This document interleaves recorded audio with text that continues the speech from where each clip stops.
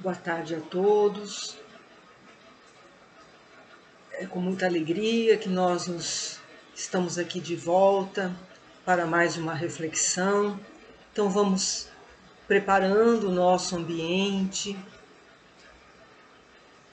Estamos distantes fisicamente, mas unidos pelo coração. Então vamos unindo também os nossos pensamentos a Deus, nosso Pai, a Jesus, nosso mestre amigo, aos benfeitores espirituais, agradecendo por mais este momento em que podemos falar da doutrina espírita, falar do Evangelho, que tanta alegria nos traz. Abençoa, Senhor, esses momentos em que estamos juntos para esta reflexão. Graças a Deus e graças a Jesus. Bem, nesta tarde nós trazemos esta reflexão, essa passagem do Evangelho muito conhecida, em que Jesus acalma a tempestade. Então, vamos lá. Bem, essa passagem, ela está descrita nos 3 evangelhos, o Evangelho de Lucas, de Marcos e de Mateus. Há algumas diferenças entre eles de palavras, por exemplo, Lucas se dirige a Jesus como comandante, porque era um médico de bordo, mas, de maneira geral, essa passagem vai nos dizer o seguinte, que Jesus, ele após um dia de tarefas, de atividades, ele, ao anoitecer, ele entra no barco e os discípulos entram com ele. E ele pede para ir para a outra margem do lago. Eles estavam no lago de Genezaré.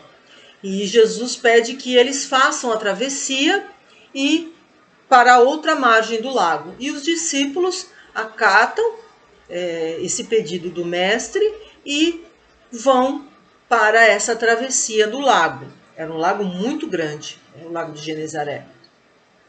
E era muito comum nessa região as tempestades, ventos fortes, mar revolto. E foi justamente isso que aconteceu nessa passagem, a tempestade.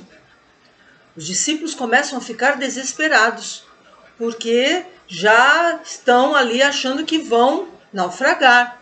A água já está entrando no barco, as ondas estão muito altas. E quando eles vão ver, Jesus está dormindo na parte de trás do barco, na polpa. E aí eles vão despertar Jesus, desesperados. Senhor, salva-nos, estamos perecendo. E aí Jesus é despertado, levanta-se e questiona eles. Por que temeis? Onde está a vossa fé? E aí ele,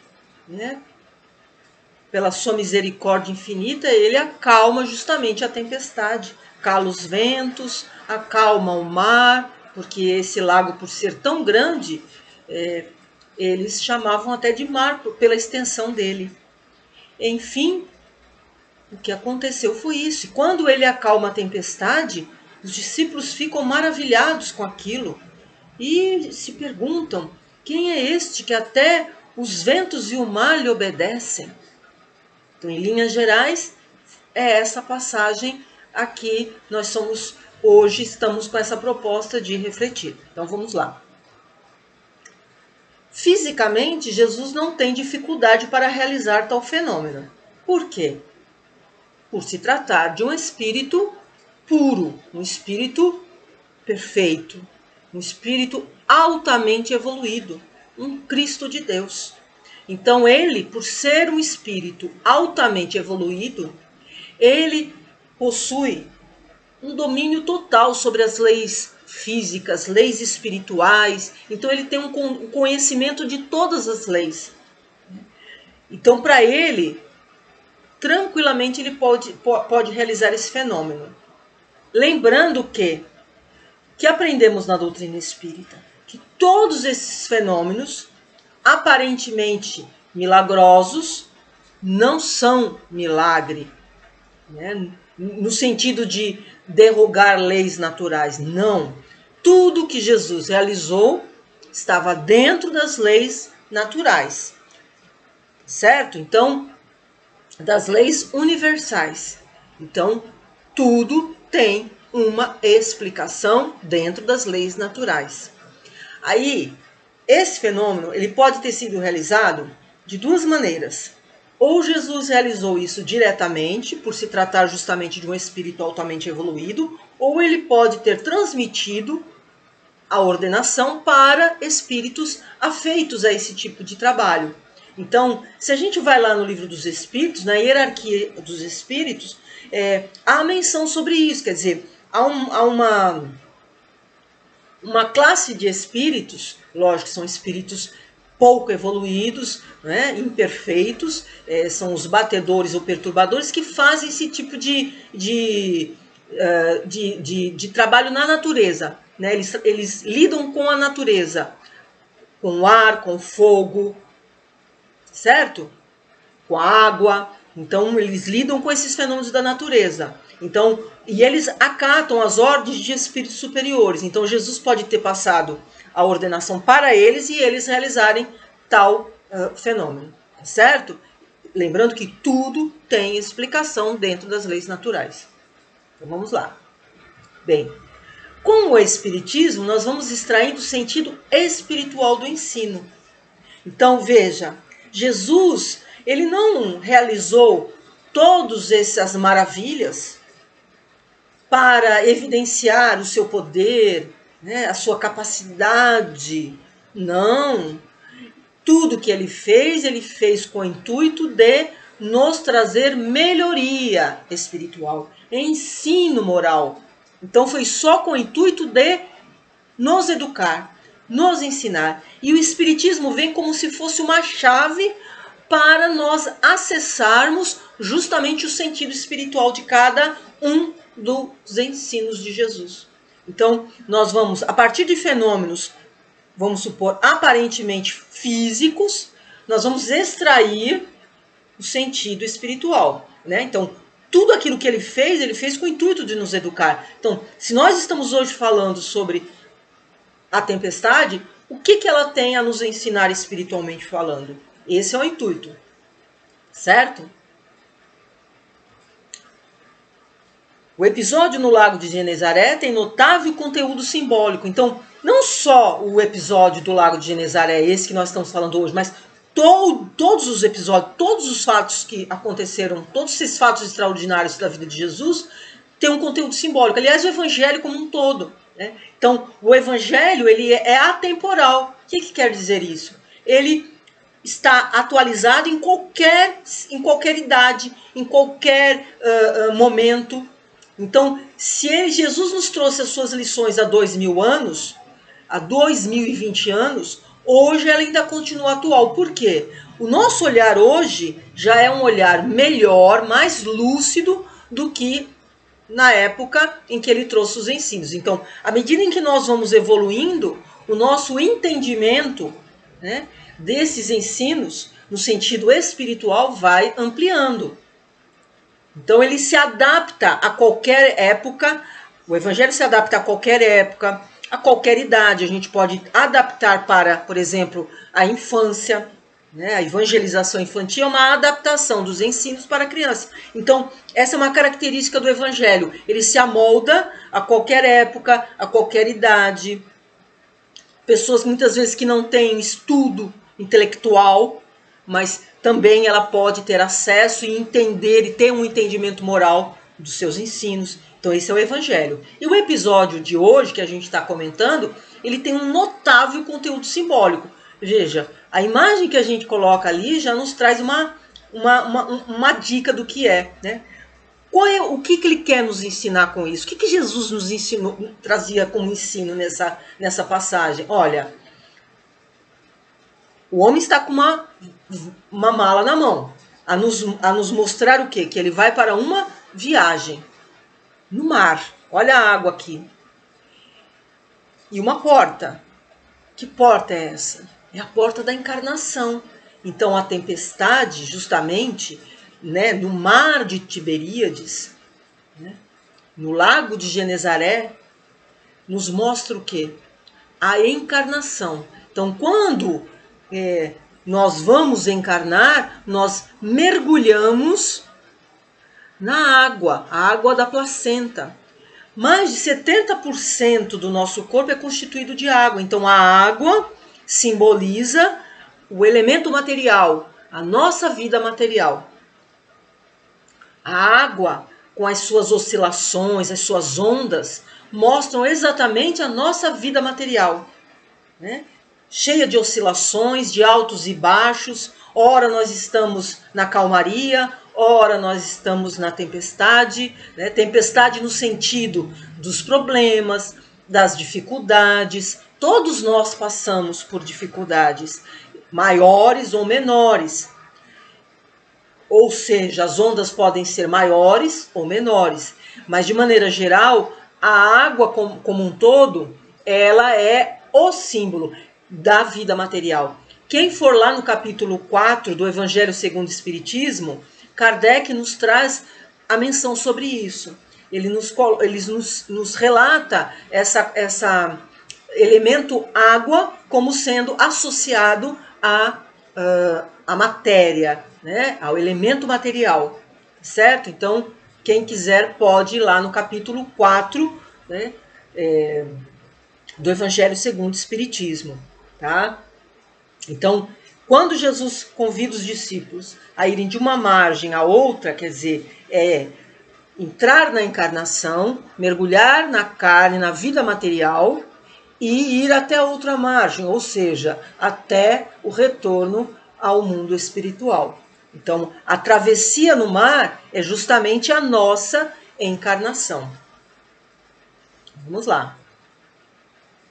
Jesus dormia no barco. E aí, qual é o simbolismo disso? O que Jesus quis nos ensinar com isso? Que, na verdade, a tempestade não era para ele. Ele é um espírito puro. Ele não precisa mais dessas experiências. Mas os discípulos, sim. A tempestade era para eles. Não no sentido de castigo, de punição, mas de experiências, de aprendizados. Para que esse aprendizado? Para que essa experiência? Para desenvolver potenciais internos, né, dos discípulos e para nós também, né, porque os discípulos são a representação nossa, da humanidade como um todo. Então todos nós precisamos passar por provas, por expiações, que seriam essas tempestades, para nós nos desenvolvermos espiritualmente falando, né? Jesus como um nosso amigo maior, o amigo maior das nossas vidas, né? O nosso governador planetário, aquele espírito que olha por nós, ele não iria substituir nós aquilo que nos compete, né? Como aquele pai e aquela mãe que ensina, que está ali ensinando o seu filho pequeno a andar, por mais que eles queiram protegê-lo, mas o filho, ele precisa caminhar com as próprias pernas. A hora que o filho cai, chora, os pais vão lá, socorrem, levantam aquele filho, mas ele precisa continuar o aprendizado. Os pais não poderão andar com as pernas dele. Assim somos nós. Nós, perante Jesus, somos crianças espirituais. E não podemos querer que Jesus faça tudo por nós. Então, Jesus, ele nos observa, ele nos supervisiona, ele olha por nós, mas não pode nos substituir naquilo que nos compete realizar. Experiências importantes para o nosso próprio aprendizado, para a nossa própria evolução, certo? Surgem as tempestades para que possamos corrigir a rota da nossa vida. Então a dor, a dificuldade, o obstáculo na nossa vida, ele não vem no sentido de nos castigar, mas no sentido de nós, como um alerta para nós, para a gente corrigir a nossa direção.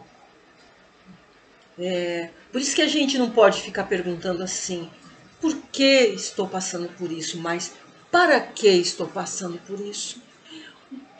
O que eu estou precisando aprender com essa dificuldade? Qual é o aprendizado disso? O que eu estou precisando aprender? Então, as tempestades na nossa vida, ou seja, os obstáculos, as dificuldades, elas vêm sempre no sentido de nos corrigir, de nos educar, de nos ensinar, né? Eu lembro de uma passagem do ator Reinaldo Gianecchini na época. Ele passou por uma doença grave na época e depois, quando tudo passou, ele, numa entrevista, ele disse que o que ele tinha aprendido com tudo isso era a ouvir o outro, que ele tinha muita dificuldade de ouvir as pessoas, e a partir dali ele havia aprendido isso. Quer dizer, tudo é um aprendizado, por mais difícil que seja, né? Às vezes, quando a gente está passando pela dificuldade, a gente não tem nem... não consegue entender muito isso. A gente não consegue perceber o aprendizado que a gente está tendo com isso. E quando tudo passa, aí muitas vezes que a gente vai cair em si e vai ver o quanto a gente está mais experiente, o quanto a gente está mais humano, né? Então tudo vem nesse sentido, de nos ajudar. O Cristo, uma vez desperto, acalma a tempestade. Qual o simbolismo disso? Qual o ensinamento espiritual para isso? Bom, lógico que quando a gente está passando por uma dificuldade, qual é a nossa tendência? Ai, Jesus, me ajuda, olha por nós, olha por mim. Não é assim? Quando a gente passa por uma dificuldade, a gente restabelece a ligação com Cristo. Porque quando a gente fala no Cristo, Cristo é a representação de Deus aqui na Terra. Então a gente está falando em ligação com Deus mesmo, né? Com Jesus, com Deus, ou com a espiritualidade amiga, que são os emissários do Cristo, né? E dessa forma, quando a gente estabelece essa ligação com Cristo, né? A gente desperta o Cristo no nosso coração, quando a gente busca essa comunhão com Cristo na hora da dificuldade, que tempestade que é acalmada? A tempestade interior. A gente consegue ter mais calma diante daquela situação, né? Porque muitas vezes a tempestade exterior ela pode nem ser acalmada, porque muitas vezes são experiências necessárias para nós. Mas nós vamos ter o quê? A calmaria interior. E aí a gente vai ter recursos para lidar melhor com a situação exterior. Então, nós tendo esta comunhão com a espiritualidade, vai nos ajudar muito a que nós nos mantenhamos equilibrados, para que nós não nos desesperemos diante das dificuldades da vida. Então, o Cristo em nós vai nos trazer justamente a calmaria para a tempestade dentro de nós, né? Então, acalmar o nosso íntimo já é meio caminho andado para a gente lidar com a situação exterior, certo? Bem, e aí aquela pergunta de Jesus: onde está a vossa fé? Porque muitas vezes a gente acha que tem a fé. Lembrando que fé não é crença, não é acreditar, né? Fé é confiar, é a convicção, é ser fiel, né, a Deus, né? É ter essa comunhão com Deus irrestrita. E aí, diante da tormenta, diante de uma dificuldade maior, a fé muitas vezes vacila. Tem uma historinha que o Richard Simonetti conta, que é para a gente pensar, né, a respeito de fé. Porque ele fala assim, que tinha uma cidadezinha no Nordeste em que estava tendo uma estiagem muito grande, uma seca muito forte. E aí os moradores daquela cidadezinha foram até o padre daquela cidade e trouxeram ao padre a proposta de fazerem orações coletivas para que a chuva viesse.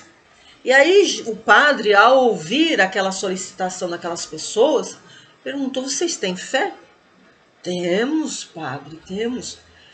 Então vocês confiam que Deus vai atender as orações? Sim, nós confiamos. Então vocês estão certos de que com as orações a chuva vai ser torrencial? Temos, sim. E aí o padre pergunta a eles: então por que vocês não vieram com guarda-chuva? Percebe?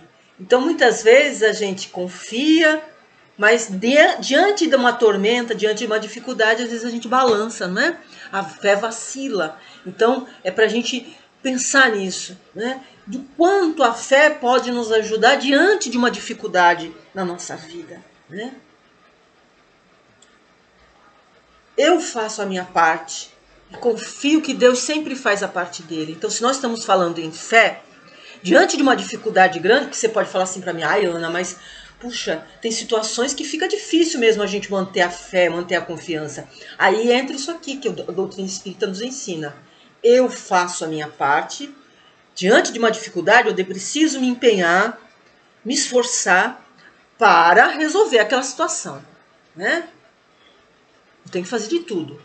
Aí eu faço a minha parte, o melhor que eu possa fazer, e confio que Deus sempre faz a parte dele. Por quê?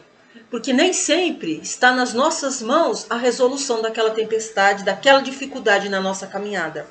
E aí, quando a gente entende que nem tudo está nas nossas mãos, que grande parte está nas mãos de Deus, isso vai nos trazer o quê? Serenidade. A gente vai tirar um peso de cima da gente. Por quê? A confiança em Deus, a confiança na providência divina, nos traz justamente a serenidade tão importante diante dessas situações. Então, manter a fé diante das situações difíceis precisa desse movimento. Movimento de entrega a Deus. Por isso que Jesus nos ensinou na prece do Pai Nosso. Pai, seja feita a tua vontade, assim na terra como no céu. Então, muitas situações da nossa vida, a gente precisa entregar a Deus. Seja feita a tua vontade, Senhor. Porque o Senhor sabe o que é o melhor para nós.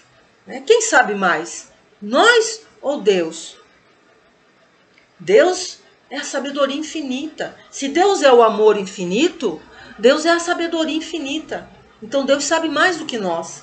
Então esse movimento de entrega a Deus é que vai nos trazer a serenidade, certo? Importante que cultivemos a oração. Por quê?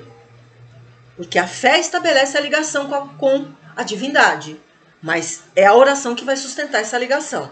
Então veja, quando eu faço essa ligação, quando eu alio a fé com a oração, eu crio um terreno propício para que a espiritualidade amiga me socorra, me ajude. Se eu estou passando por uma situação difícil, a fé, juntamente com a oração, vai trazer justamente a união perfeita para que a espiritualidade possa nos ajudar. Pode ser que a situação não se resolva, mas eu vou ter um alívio para as dores, um alívio diante de toda essa dificuldade. Então isso é muito importante. A confiança em Deus e a oração é que vai ser vai ser o meu sustentáculo, é a sustentação para lidar com essa situação de uma forma mais serena e equilibrada. Porque a espiritualidade, ela está sempre disposta a nos ajudar. Mas muitas vezes, diante de uma dificuldade, a gente muitas vezes se desorienta intimamente. E aí a gente não cria essa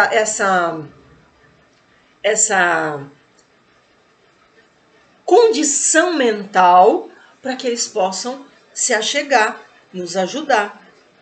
Certo? Então, fé e oração é a receita perfeita para receber a ajuda do mais alto.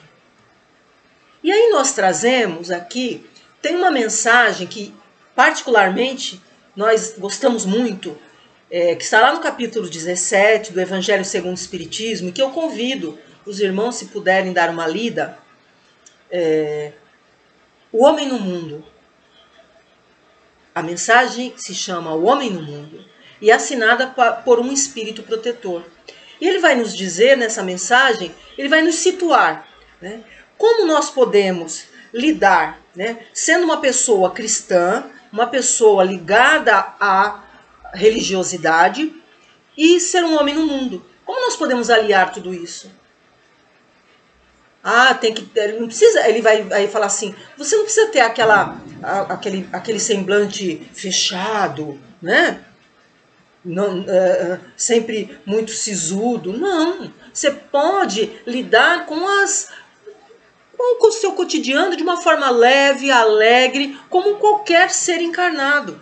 Então não é para você viver uma vida mística, né? Não é porque você faz as suas orações diárias que você vai ter uma vida à parte da sociedade. Não, viva com as alegrias do mundo. Mas aí ele vai dar, ao mesmo tempo ele te dá algumas orientações. Por exemplo, eu separei uma aqui para a gente poder refletir. Ao realizarem qualquer atividade, elevem o pensamento a Deus e procurem não realizar nada sem que a lembrança do Criador venha purificar e santificar a execução dessas tarefas. Em linhas gerais, o que ele está dizendo aqui?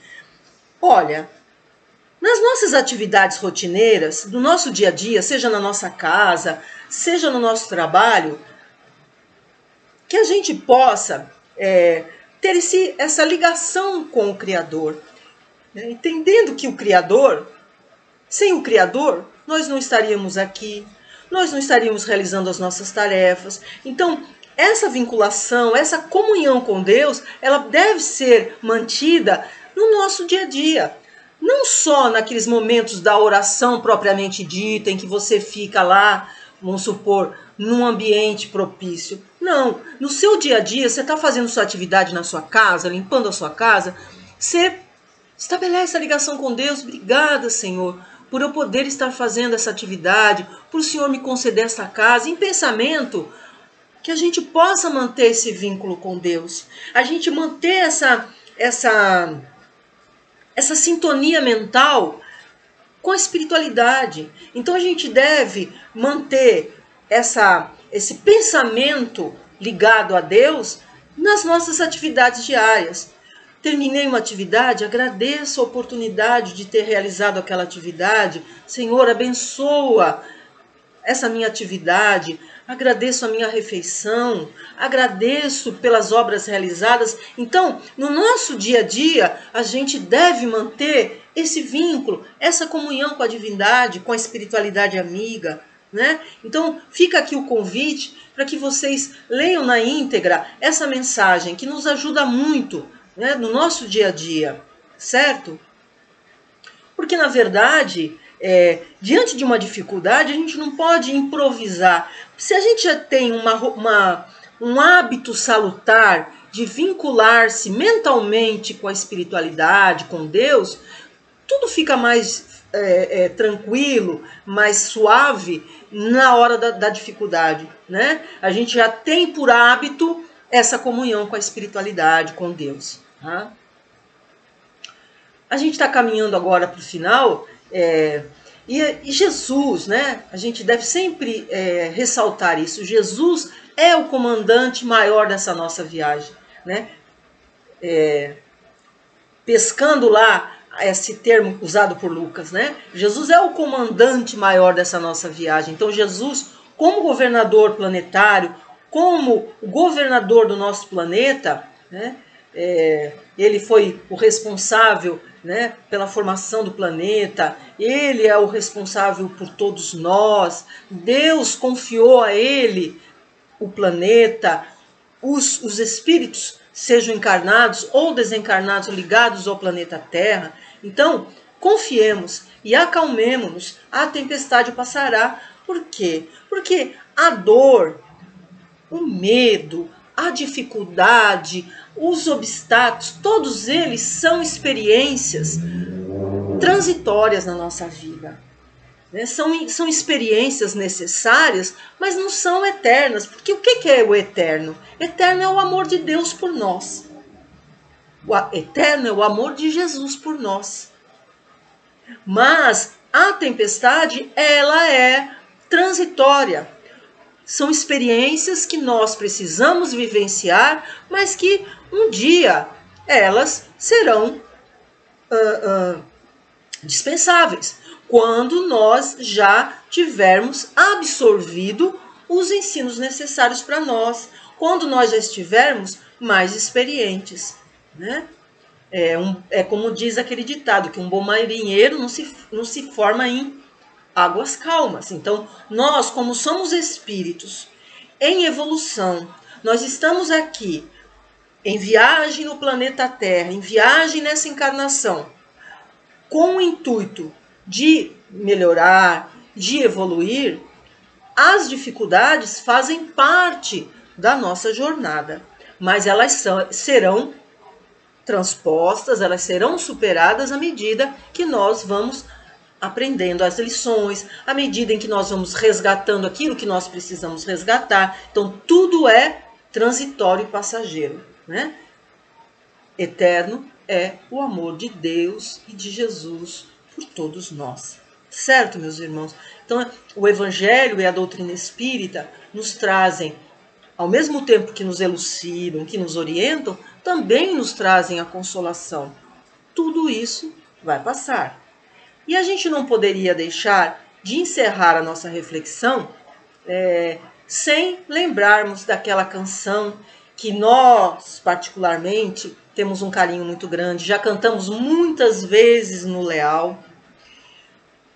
Familiares queridos nossos, que já se encontram na pátria espiritual e que já cantaram muito esta canção, e que nós vamos encerrando com ela. E nos ajuda muito, que ao mesmo tempo que a gente canta, a gente se ajuda bastante, né? Com Cristo no barco. Com Cristo no barco tudo vai muito bem, vai muito bem, vai muito bem. Com Cristo no barco tudo vai muito bem, e passa o temporal vai passar. Então, mais uma vez, nós agradecemos a oportunidade de estarmos aqui junto de todos. Agradecemos a Deus, agradecemos a Jesus, e que Jesus possa continuar a nos fortalecer, a nos dar a sua sustentação para aquilo que nós precisamos experienciar. Mais uma vez, Senhor, nós te agradecemos. Graças a Deus, graças a Jesus. Muita paz, meus irmãos. Graças a Deus.